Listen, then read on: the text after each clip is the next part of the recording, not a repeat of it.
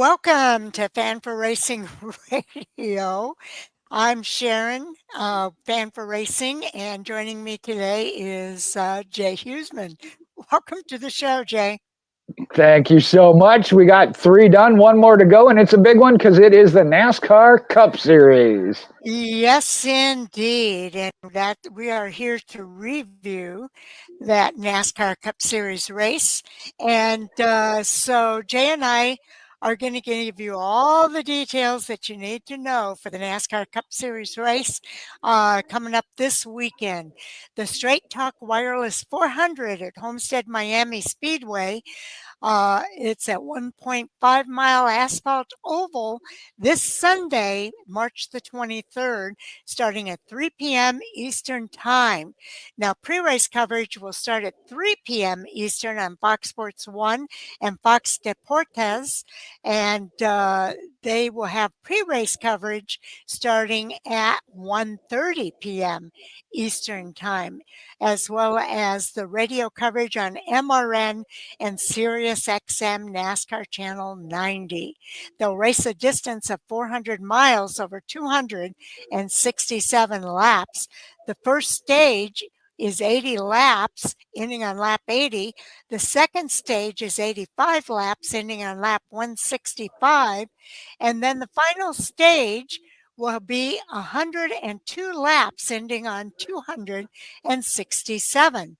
So as far as other activities at the track for the NASCAR Cup Series, practice and Busch Light pole qualifying will be on Amazon Prime, MRN, and Sirius XM at 1 p.m. Eastern Time on Saturday, March the 22nd. And then the race, as we told you before, will be on Sunday, starting at 3 p.m. on FS1 and Fox Deportes, as well as radio coverage on MRN and Sirius XM NASCAR Radio. A lot to cover here for the NASCAR Cup Series this weekend, Jay. Well, and I think we should start with, I know we've done it on the other two videos we've done. When it comes to this weekend, be prepared. Some things may change. Everything on the schedule is subject to change. There is a wildfire there in the Homestead-Miami area. The last update we were able to share said they had it 30% contained, and NASCAR is planning on going ahead with everything as scheduled, but it all depends on what issues there are and how that containment of the wildfire proceeds. So keep an eye on NASCAR.com, JSki, any of your sites where you keep up with NASCAR news to see and make sure everything's on schedule. All right. Now, Homestead-Miami this weekend marks the 27th running of the NASCAR Cup Series race at Homestead-Miami. They've been racing there since 1999 to the current year. So kind of a history there at Homestead-Miami. And we do have a streak going when it comes to the Cup Series. 7 different drivers have won the last 7 1.5 mile Cup Series races. So we'll see if that continues or gets broken this weekend. Also, 9 different drivers have won the last 9 races at Homestead-Miami in the Cup Series. So we might just see a different winner this weekend as well. I would love to see that because I know I got to know a couple drivers I'd like to see that haven't even won a race yet. So that would certainly break that streak. It would indeed. Now, a total of 17 Cup drivers have won the pole at Homestead-Miami. This weekend, 4 of those 17 pole winners are active, and it's led by Denny Hamlin with 3 poles. His have come in 2018, 17, and 15. The others to have single poles that are active, Tyler Reddick in 2024, William Byron in 2022, and Joey Logano, but his goes a ways back, 2012. All right. So we'll see who wins the pole. Now, Toyota won the pole for 9 of the last 12 races. That might give you a little bit of a clue at Homestead, including each of the last 2 races at Miami. Homestead-Miami, that is. And 9 different drivers have won the first 10 stages of 2025. We talked about this in the Xfinity series. Yes. Kyle Larson is the only repeat stage winner this season, and he just did that this past weekend at Las Vegas. Okay, speaking of Joey Logano, he earned the fourth most stage points so far this year. He has 50. The main reason he's eighth in points he's without a top 10 finish. Logano's best finish this season has been 12th at Atlanta, so he's been running up front, but hasn't been able to close it out, which is highly unusual for Joey Logano. Well, and another one driver taking advantage of those stage points is Bubba Wallace. He's earned 43 more stage points through 5 races in 2025 comparing to his 2024 season. And that's a good thing to point out because he missed the playoffs in 2024 by 27 points. So those 43 going to come in huge. Yes, indeed. And you notice there are some other drivers that are really keep an eye on any stage points or extra points that they can get this season. William Byron leads the point standings by 29 points over second place Christopher Bell after Las Vegas. So right now he's got a pretty nice sizable lead over Christopher Bell. Well, last week we talked a lot about Bell, but this week we're going to talk a little more about William Byron. He is the only driver to lead in every race this season, and it's the second time in the last 4 seasons that Byron has led in each of the first 5 races. He did it in 2022 as well. And another note about William Byron is that he's led the last 7 races. He's tied for his longest streak of races led that he set himself in 2019. So let's see if he can break that record this weekend. We already mentioned him once, but we're going to switch over to his teammate, and that is Kyle Larson. Now, his 12 stage wins on 1.5 mile tracks in this next-gen car leads all drivers. No other driver has more than 5, so he's doubled what anybody else has. That's pretty significant. Staying with Kyle Larson, 1,286 is his number this week. Those are the laps he's led on the 1.5 mile tracks in the next gen car, nearly double the next closest driver, who is Bell at 614.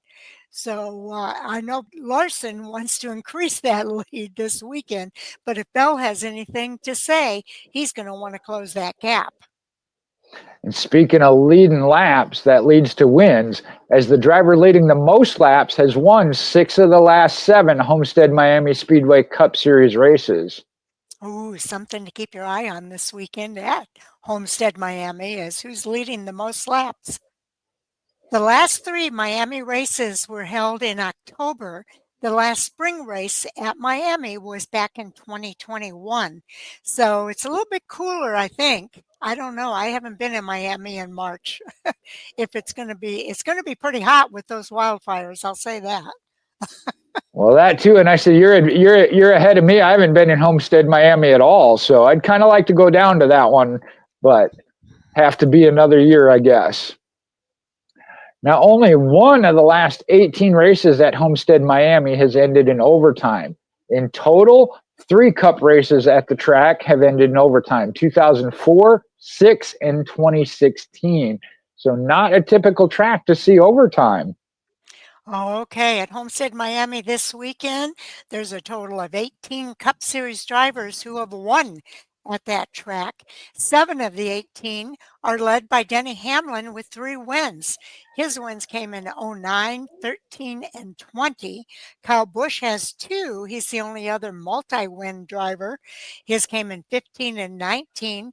The rest of these drivers all have just 1 win at the track. In 2018, it was Joey Logano. In 21, William Byron. In 22, it was Kyle Larson. Christopher Bell's win came in 2013, and Tyler Reddick is the defending winner. His win came in 2024.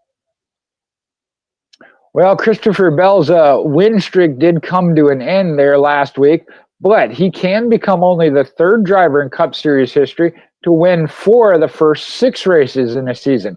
And that'd put him on a very elite list. Bill Elliott did it in 1982 and Dale Earnhardt in 1987.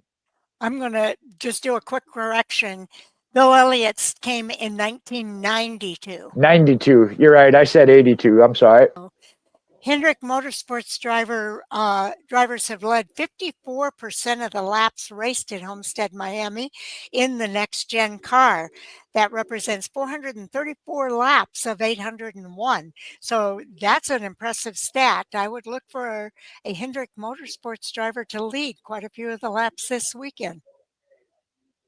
Well, I'd look for Penske drivers for some things, and one of them being Ryan Blaney, as he's finished runner-up in the last 2 races at Homestead-Miami. He's the only driver to finish runner-up at Miami more than once without picking up a victory. That would be a great turnaround for Ryan Blaney. He's had some hard luck in the last few races, so he needs that little bit of good news if that were to happen again this weekend. Although I'm sure he's going to say he doesn't want to finish runner-up. He wants to finish first. That's right. Kyle Larson has led 626 laps at Homestead-Miami Speedway, and that's the most of all the Cup Series drivers. And talking about Kyle Larson, his only Homestead-Miami win came in 2022 after leading 199 of the 267 laps. He finished 13th last year after spinning from second on lap 255, and then finished 34th in 2023 after he hit the sand barrels coming to pit road on lap 213. But again, that was after leading 96 laps prior to that. So he likes to run up front for sure. Yes, indeed. Let's talk about A.J. Allmendinger for a second. He finished top 10 in the last 3 Homestead-Miami Cup races. That's the longest active streak for drivers. And A.J. Allmendinger and Christopher Bell are paired together on this next bullet as they have the best average finish at Miami in the next-gen car. And that average, a 5.3. I would not have put A.J. up there that high here at Miami. That's pretty impressive. The pass for the win came in the final 6 laps in 3 of the last 6 1.5-mile races, including 2 last lap passes. When it comes to last lap passes for the Cup Series at Homestead-Miami Speedway, they've had a last lap pass for the lead to win the race twice. In 2003, it was Bobby Labonte who passed Bill Elliott. And then in 2024, it was Tyler Reddick who got by that runner-up of Ryan Blaney. Okay. 33 lead changes at Homestead-Miami for last year. It set a new track record for Homestead, and each of the last 3 laps were led by a different driver. And 2025 marks the 5th straight year that at least one driver led in each of the first 5 races of the season. This year, that driver is William Byron. Okay. Also, this is the first season since 2019 where there wasn't a repeat pole winner through the first 5 races. So that's pretty cool too. Another stat here on the pole position, 2025 is the first time since 2003 that we have 5 different teams that have won a pole in these first 5 races of the season. I love the competitiveness of this. Yes, I do too. I think the next gen car is having one of its best seasons ever so far this season. I would agree with that. Okay, a stage winner went on to win once this season, and that was Christopher Bell. He won stage 2 at Phoenix. That's the fewest ever through 5 races, so pretty impressive for Christopher Bell there. And if you're a history fan or a fan of the history of NASCAR, you're going to love this one. Through 5 races this year, the Wood brothers have their most top 5s since 2002, which is 2, and the most laps led since 1982, which has been a total of 74. Love seeing the Wood brothers back up front. Yes, indeed. And speaking of the Wood brothers, I have another stat here. The Wood brothers won in consecutive seasons in 24 and 25 for the first time since 1986 and 87. Yeah, I was hearing some of these stats on the Wood brothers on Sirius XM. It was so great to see them again It back is. in contention. And it's Josh Berry as he accounts for two of the Ford's five top five finishes in 2025, including their only win.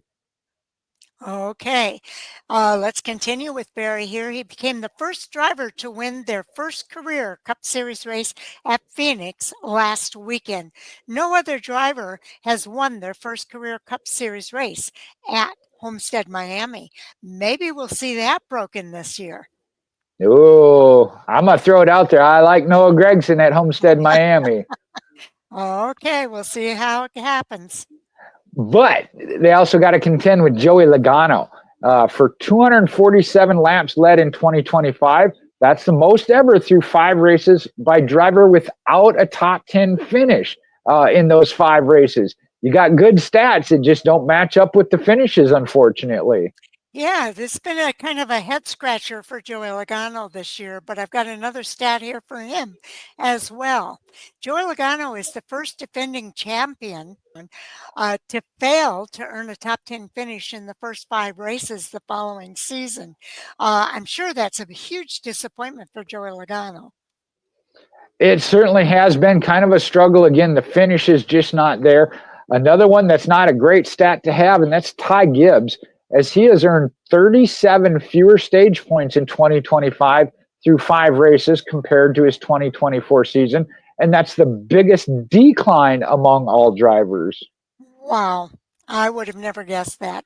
I know a lot of people have wondered because Ty Gibbs just has not seemed to be the Ty Gibbs that we've seen in the past. Now, there are seven full-time drivers that don't have stage points this season, and two of those drivers are JGR drivers. We mentioned Ty Gibbs having a rough year. The other driver is Chase Briscoe.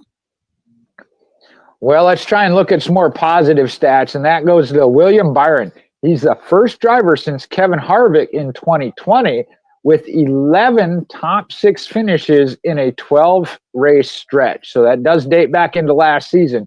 But again, 11 top six finishes in a 12 race stretch. It seems like William Byron is good on all the tracks and he's always up front. So, very interesting stats there for William Byron. Now, John Hunter Nemechek finished on the lead lap in the last five races. That's impressive for him as well. That's his longest streak in Cup Series for him. Yep, I heard him talking about that as far as the turnaround at Legacy Motorsports. So good for him. And now we got Brad Keselowski. He's going to become the 17th driver to make 550 consecutive starts this weekend. And that is second amongst active drivers. It would be to Joey Logano's 581 as far as current active streaks. Okay, now Justin Haley and Chase Briscoe will both be making their 150th career NASCAR Cup Series start this weekend at Homestead-Miami. So congratulations to all of those drivers with milestones this weekend.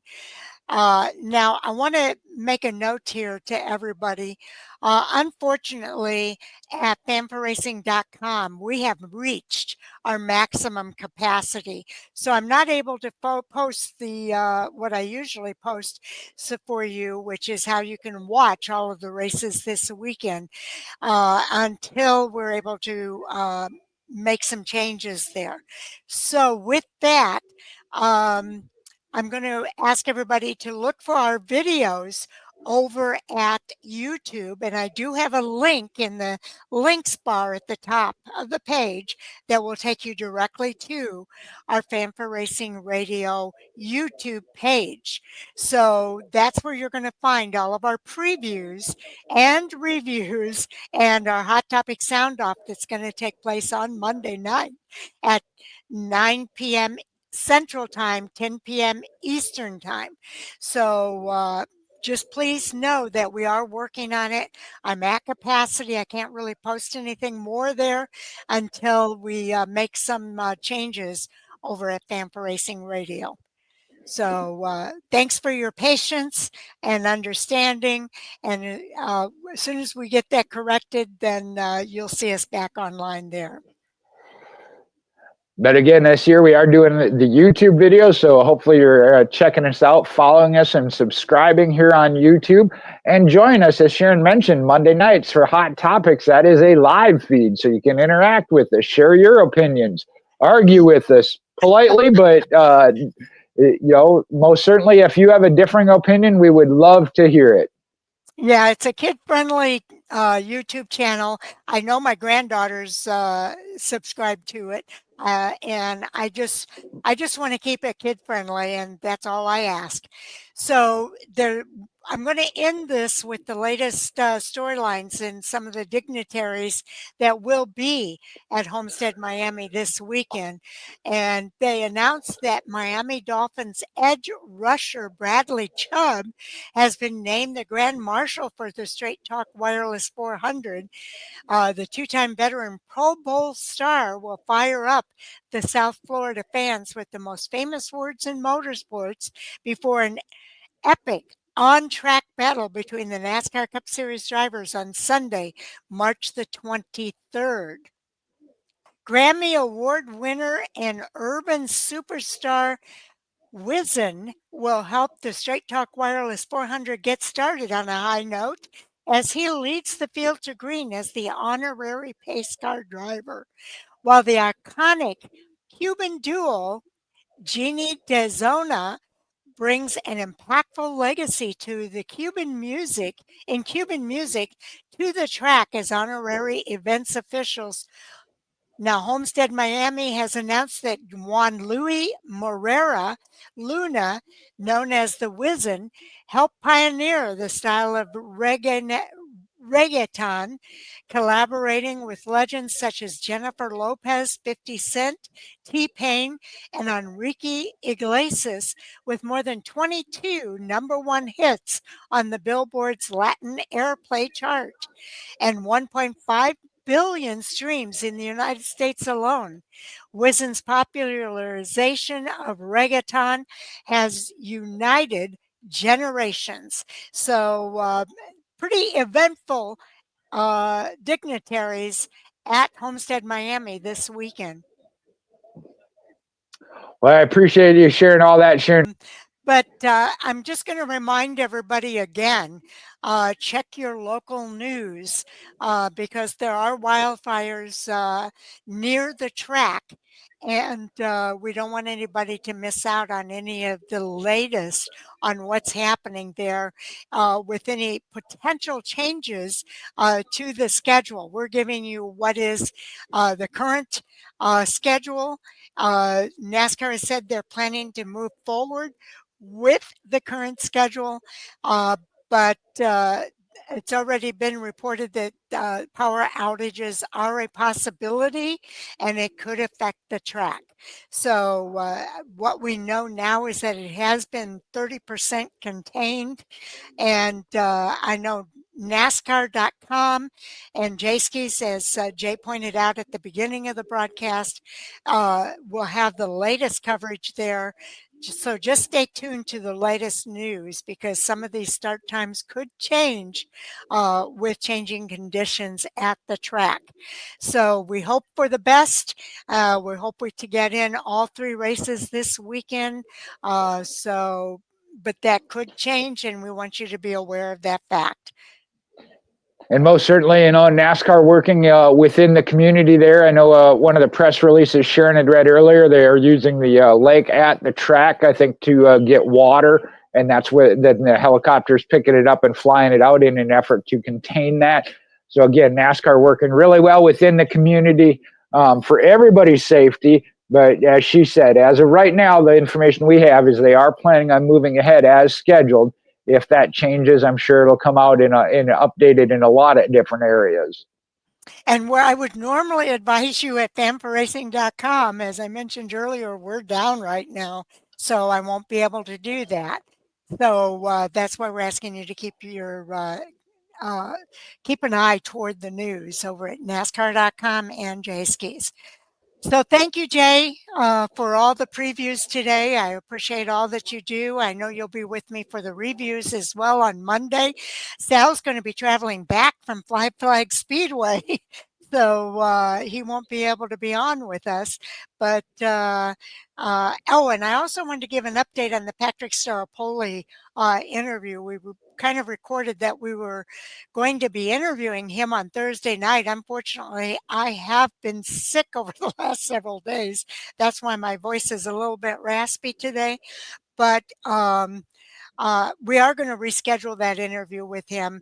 And there was some good news. Jay, tell them the good news about Patrick Staropoli. Well, and it had been hinted at of when he signed his 5-race deal with Venturini Motorsports in the ARCA Menard series, but he has also, I believe, now I'm trying to remember, I think it was a 9-race deal. Let's see if I can find that one back up. But at least the first race I know that he's going to be doing is with Sam Hunt Racing in the Xfinity series will be at Martinsville. And I say I believe that might have been a 9-race deal, but don't quote me on that. And for some reason, I can't get none of my pages to work with me now, but he is going to run a couple of races in the Xfinity series for Sam Hunt Racing, Was that at starting Jay's with Martinsville. Yeah, it was. Okay, let me see if I can pull it up here. All right. Patrick Staropoli to make Xfinity Series debut at Martinsville with Sam Hunt Racing. That'll be Saturday, March the 29th as a part of a multi-deal race. So that is so great. That is such great news. He'll be driving the number 24 a GR Supra and is a second generation driver from Plantation, Florida. Staropoli gained national recognition by winning the 2013 Peak Stock Car Dream Challenge. He's a Harvard graduate and has beat out some of NASCAR's top amateur drivers, including runner-up and fellow Toyota driver Chase Briscoe, to earn a spot with Bill McAnally Racing in the ARCA West Series during the 2014 series. I know for Patrick, that's a dream come true. Captured 10 top 10 finishes with Venturini Motorsports at Phoenix Raceway, where he made his regional touring series return. He also had 10 starts across the ARCA Menard series with a 2014 ARCA West victory at Irwindale Speedway. Staropoli became the first doctor in NASCAR history to win a race, adding to his career. He also has a single start in the NASCAR Camping World Series. Now, he is a doctor. He's based out of Houston, and he practices medicine for the Retina Consultants of Texas. It's a Houston-based organization, and he's gone through several colleges, including Harvard, to get that degree. And the first full-time physician and part-time racing driver finished his vitreal retinal surgery fellowship and ophthalmology residency at the nation's top-ranked hospital, the Bascom Palmer Eye Institute. So he's very renowned as a retinal specialist. And boy, if I have to have anything done to my eyes, I think I'd go down to Houston to have it done because he's just that good. It does say a multi-time racing deal, but it doesn't say what other racetracks. So I guess that is forthcoming. It's going to start at Martinsville. It does say there's multiple races that he plans to race. I was supposed to do that interview with him last night, and we could have talked to him directly, but I have to tell you, I was not up to it, and so we did not do that. Okay, go ahead, Jay. But I was just going to say, as we get that interview with Dr. Staropoli rescheduled, maybe we can find out more direct from the source. Okay, yes, that would be great. And then you were going to tell us about something else. Well, and that's why I said one of the hot topics I know we didn't get to this past Monday night was just of whether or not they change the championship race weekend. It's been at Phoenix now for quite a few years. I believe they're on 6 or 7. Homestead-Miami, where they're racing this weekend, has hosted it in the past. But whether or not Las Vegas deserves a shot at it with the racing we've seen. And then the other thing was as we look into race 6 now, getting into let's see, let me do the math. 6 of the season overall. Start looking at where people are ranked. I know last night on SiriusXM they had a segment called Confident, Confused, or Concerned, and they were picking out different drivers and teams and how they felt about that. And I think that is one we need to start looking at. This being that 6th race, we've covered every type of track, as this is the 1.5 mile track. We're going to get into that part of the season where it's crunch time. You either got it or you don't. Okay, so we hope everybody enjoys their race weekend. We hope NASCAR gets all those races in this weekend. And don't forget, the ARCA Menard Series East has their season opener this weekend out at Five Flags Speedway. And the ASA Stars National Tour is also racing there this weekend. And we've got a lot of racing on tap this weekend, Jay. And we will, of course, look forward to doing all of those reviews on Monday. So Jay and I are going to try to get those done as early as we can on Monday, and so we can get those posted over at YouTube as quickly as possible. So with that, Jay, we'll look forward to seeing everybody on the other side of the weekend, and we hope you all enjoy the weekend of racing. Absolutely. Have a good weekend.